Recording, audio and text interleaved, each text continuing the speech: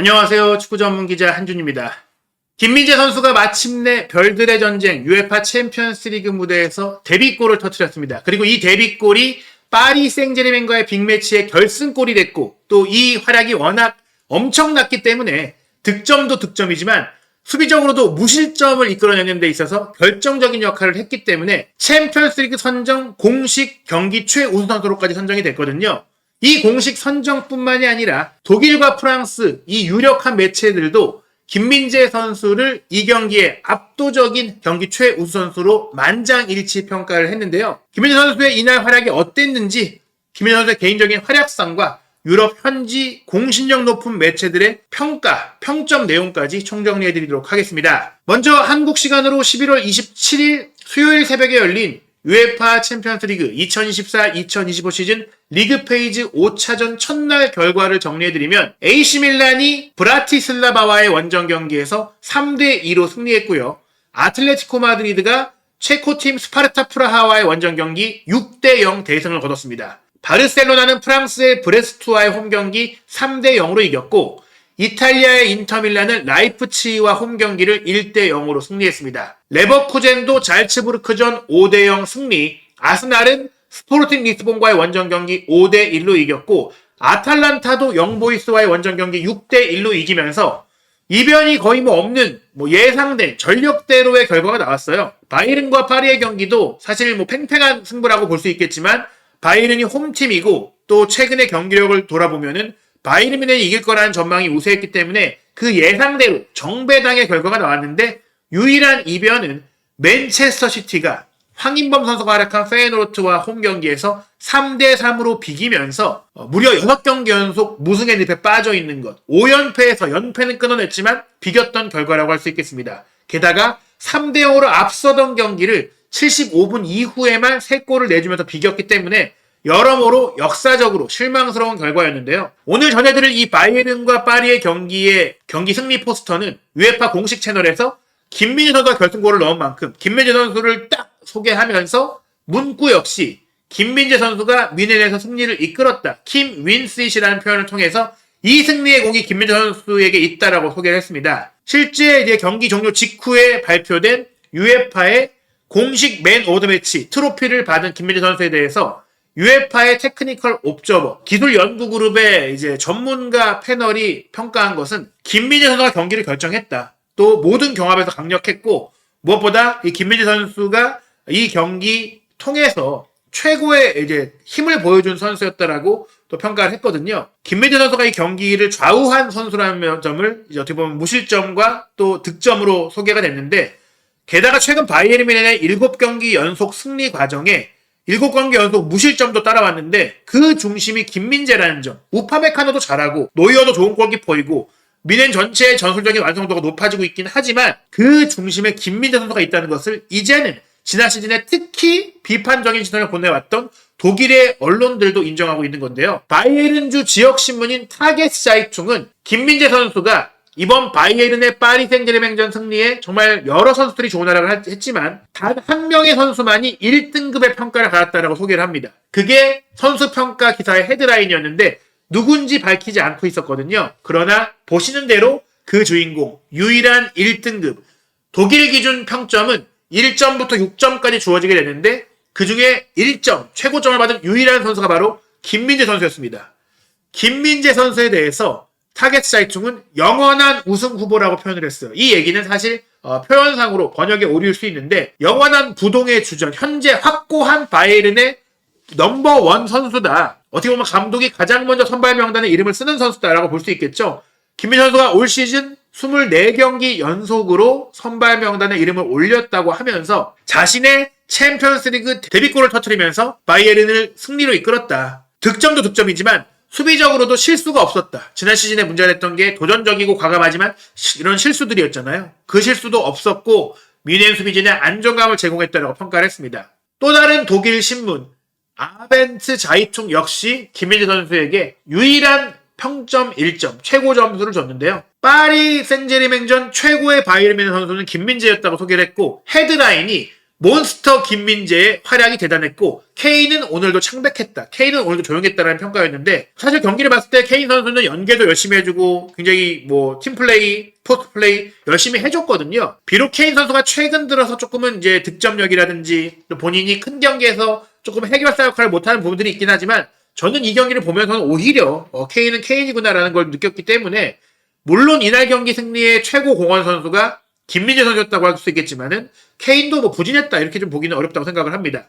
그리고 우파메카노와 김민재 중에 우파메카노를 지금까지 유럽 언론들은 바이에른 수비의 리더이자 최고의 선수라고 평가를 해왔는데 이 경기를 통해서 이제는 그 평가가 오히려 김민재가 리더이고 김민재가 최고라는 그런 반응으로 전환되어 가고 있다라고 볼 수 있어요. 우파메카노에겐 2점, 김민재 선수에겐 최고점이 1점을 줬는데 키미히의 코너킥을 또 1대0 선제골로 연결했던 헤더 슈팅도 좋았지만 수비적으로도 매우 설득력 있는 안정감 있는 플레이를 펼치면서 이날 바이에른 뮌헨 최고의 선수인 것을 보여줬다라고 했거든요.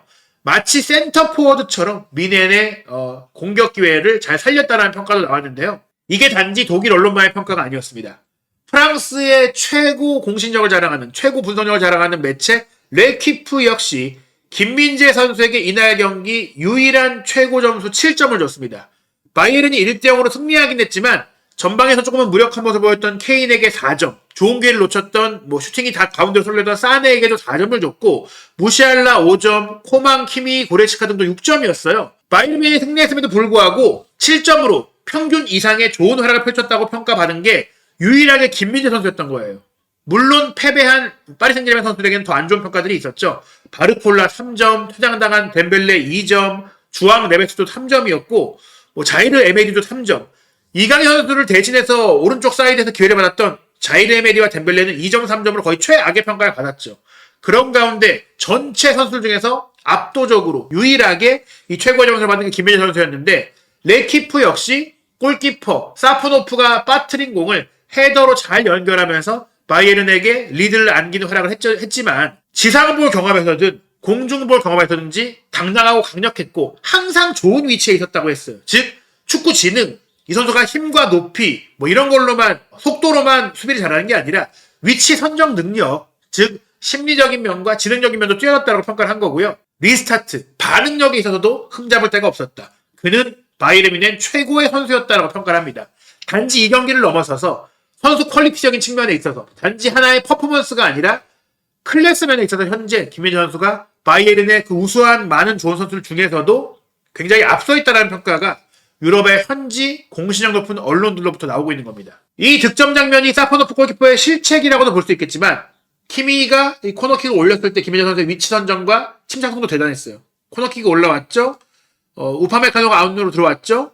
여기서 겹친 상태에서 공이 빠졌을 때 김민재 선수는 공도 보고 골키퍼의 위치도 보고 빈 구석도 봤어요. 그걸 보고 헤더를 연결했기 때문에 이렇게 비껴내면서 헤더를 했기 때문에 이것은 굉장히 침착하고 차분한 해결사, 피니셔의 능력이었다고 볼 수 있고요. 그 외에 김민재 선수 특유의 전진 수비, 상대 지역으로 넘어와서 이렇게 이 파리 생제르맹이 공격 연계를 가져갈 때 원터치 패스로 덴벨레가 가운데에 침투했던 네베스에게 연결을 할 때 김민재 선수가 달려들어오면서 차단하거든요. 상대 지역으로. 근데 차단만 한 게 아니라 차단과 동시에 키미에게 높이 패스 연결까지 하면서 바로 이 본인의 수비가 공격으로 연결되도록 정말 뛰어난 전개 능력까지 보여줬던 겁니다.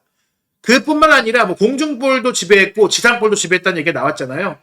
사이드에서 크로스 패스가 넘어왔을 때 누누메데스 크로스가 왔고 덴벨레가 뒤로 빠져들 때 뒷걸음질 치던 김민재 선수가 이 공을 안전하게 헤더로 잘라내면서 또 이거를 공격 과정으로 연결했던 장면도 있었고요. 후반전 들어서는 어떻게 보면은 이 뒷공간을 또 덴벨레가 빠져들어가고 툭 치고 들어가면서 속도를 했고 속도를 내면서도 분명히 이 공간을 보면 방향 전환을 통해서 따라오는 수비를 속일 수 있는 그런 능력이 있는 덴벨레인데 박스 안에 정말 아슬아슬한 위치, 페널티킥을 내줄 수도 있는 위치였는데 김민재 선수가 정확하게 눈으로 보고 따라가서 공을 따내는 정확한 태클, 정교한 태클로도 차단하는 그런 플레이도 있었습니다. 그 외에도 이 바깥쪽 뒷공간으로 빠져들어가는 이 누누 멘데스를 향해서 덴벨레가 패스를 딱 줬을 때 김민재 선수의 시선 뒤쪽 이 커버하기 어려운 쪽으로 패스를 왔을 때 김민재 선수가 뒷발로 이 공을 차단하는 플레이도 기가 막힌 그 수비 능력이었어요. 그리고 이 장면 덴벨레가 우측에서 슈팅 때렸던 것도 김민재 선수가 블락킹으로 막아냈었죠. 여러모로 김민재 선수 이날 자신이 갖고 있는 여러 수비력을 보여줬는데 후반 막판 같은 경우에는 오른쪽 사이드에서 들어온 크로스 패스를 김민재 선수가 바깥으로 빠져들어가는 하무스의 앞에서 온몸을 던지면서 슬라이딩 태클로도 차단하는 장면이 있었습니다.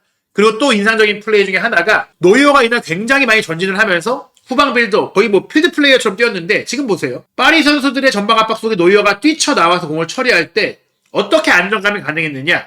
반대로 김민재 선수가 노이어의 뒤를 마치 골키퍼처럼 커버해줬기 때문에 여기서 노이어가 왼쪽으로 전개해서 공격이 전환되고 뭐 슈팅 장면까지 이어졌는데 그때 끊임없이 뒤를 안정적으로 지키고 있던 게 김민재였다는 것이죠. 그렇기 때문에 바이에른 뮌헨의 평균 위치를 보시면 우파메카노와 김민재가 두 명의 센터백으로 배치가 됐지만 이날 오른쪽 풀백으로 뛴 라이머가 사실상 미드필드에 가깝게 뛰었거든요. 굉장히 많이 올라갔어요. 그리고 알폰소 데이비스는 언제나 그렇듯이 왼쪽 사이드에서 높이 올라가죠. 그때 이 두 명의 센터백 중에서도 우파메카노가 좀 전진하면서 수비형 미드필드 위치를 좀 커버해주고 노이어도 굉장히 많이 올라왔는데 김민재 선수가 중심을 잡아줬다. 그리고 후방 빌드업에서 대부분의 공이 가장 많은 공을 받은 선수도 김민재 선수였는데 그러면서도 90%가 넘는 높은 패스 성공률을 기록을 하면서 그야말로 후방의 리더, 안정감을 책임졌던 선수가 바로 김민재였다는 것이죠. 경기를 마치고 나서 콤파니 감독 역시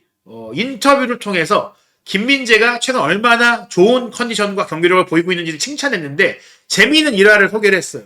김민재와 우파메카노를 함께 칭찬한 내용이었는데 훈련을 우리가 자체적으로 진행을 했을 때 우리 공격수들에게는 재미가 없는 훈련이었다. 재미를 못 봤다. 훈련에서 공격수들이 재미가 없었다면 거기가 뭔가가 있다는 거다. 즉 케인이 참가했고 모든 우리의 공격수들이 참가를 했는데 김민재와 우파메카노를 뚫지를 못하더라. 이게 우리 공격수들이 부진해서가 아니라 우리 수비 조합인 김민재와 우파메카노가 너무 잘한다 라는 것을 얘기한 것이죠.